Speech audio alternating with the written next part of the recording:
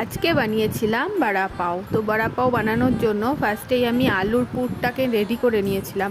আর আলুর পুরটা রেডি করার সময় না আমি রসুনটা দিতেই ভুলে গেছিলাম, তাই আবার প্যানে অল্প একটু তেল দিয়ে রসুনটাকে একটু ফ্রাই করে তার মধ্যে আবার আলুটা দিয়ে একটু নাড়াচাড়া করে নিয়েছিলাম।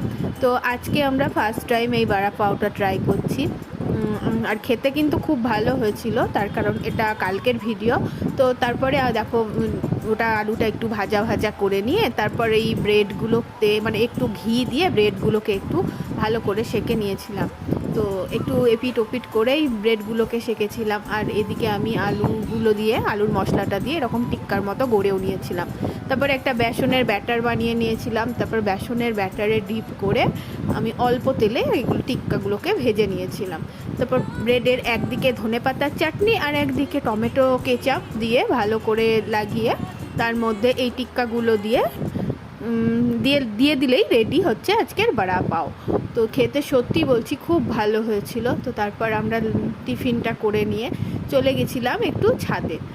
আর এই আজকের ব্রেকফাস্টটা না সবাই খুব তৃপ্তি করে খেয়েছিলাম। আর আজকের ব্রেকফাস্টের বেশিরভাগ কাজটাই আমার মেয়ে করেছিল। তো ছাদে চলে গেছিলাম, কারণ ছাদটা কদিন ধরেই দেখছিলাম খুব নোংরা হয়েছিল, তাই ছাদটাকে ভালো করে ঝাঁট দিয়ে সেটাকে দেখো অনেক নোংরা হয়েছিল, তাই আগুন জ্বালিয়ে দিয়েছিলাম।